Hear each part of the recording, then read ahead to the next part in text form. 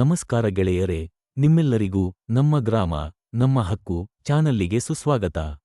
2023ರ ಅಂಕಿ ಸಂಖ್ಯೆಗಳ ಪ್ರಕಾರ 64% ಅಂದರೆ ಒಟ್ಟು 143 ಕೋಟಿ ಜನಸಂಖ್ಯೆಯ ಪೈಕಿ 91 ಕೋಟಿ ಜನ ಹಳ್ಳಿಗಳಲ್ಲಿ ವಾಸವಾಗಿದ್ದಾರೆ. ಅಂದರೆ ಹಳ್ಳಿಗಳು ಭವ್ಯ ಭಾರತದ ಜೀವಾಳ ಅಂತ ಹೇಳಬಹುದು. ಇಷ್ಟೊಂದು ಪ್ರಾಮುಖ್ಯತೆ ಇರುವ ಹಳ್ಳಿಗಳ ಉದ್ಧಾರ ಗ್ರಾಮ ಪಂಚಾಯತಿ ಎನ್ನುವ ವ್ಯವಸ್ಥೆ ಮೇಲೆ ಅವಲಂಬಿತವಾಗಿದೆ. ಗ್ರಾಮ ಪಂಚಾಯತಿಯ ಪ್ರತಿಯೊಂದು ನಿರ್ಧಾರಕ್ಕೂ ಪ್ರತಿ ಗ್ರಾಮ ನಿವಾಸಿ ಹಕ್ಕುದಾರರು. ಚುನಾಯಿತ ಅಧಿಕಾರಿಗಳು ಸೇವಕರು, ಆದರೆ ಅವರು ಭಕ್ಷಕರಾಗಬಾರದು. ಗ್ರಾಮದ ಪ್ರತಿ ನಾಗರಿಕನಿಗೂ ಪಂಚಾಯತ್ ರಾಜ್ ಕಾನೂನು ಅಧಿಕ ಮಟ್ಟದ ಅಧಿಕಾರವನ್ನು ಕೊಟ್ಟಿದೆ. ಆದರೆ ಅದನ್ನು ಬಳಸಿಕೊಳ್ಳದೆ ಮುಖನಾಗಿ ಕಣ್ಣಿದ್ದರೂ ಕುರುಡನಂತೆ ಕುಳಿತುಕೊಳ್ಳುವುದು ಸಾಮಾನ್ಯವಾಗಿದೆ. ಪ್ರತಿಯೊಬ್ಬ ಪ್ರಜೆ ಜಾಗೃತನಾಗಬೇಕಾಗಿದೆ.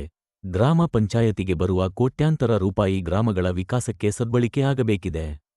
ಪ್ರತಿಯೊಬ್ಬ ಸಾಮಾನ್ಯ ಪ್ರಜೆ ತಮ್ಮ ಹಕ್ಕುಗಳನ್ನು ಅರಿತರೆ ಕೋಟ್ಯಂತರ ರೂಪಾಯಿ ಭ್ರಷ್ಟರ ಜೋಬಿಗೆ ಹೋಗುವುದನ್ನು ತಡೆಯಬಹುದು.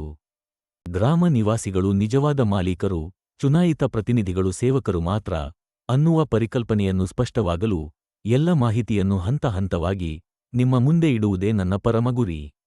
ಮುಂದಿನ ಸಂಚಿಕೆಯಲ್ಲಿ ಪ್ರಾಚೀನ ಕಾಲದಿಂದ ಬಂದ ಗ್ರಾಮ ಪಂಚಾಯತಿ ವ್ಯವಸ್ಥೆಯ ಇತಿಹಾಸವನ್ನು ತಿಳಿಯೋಣ.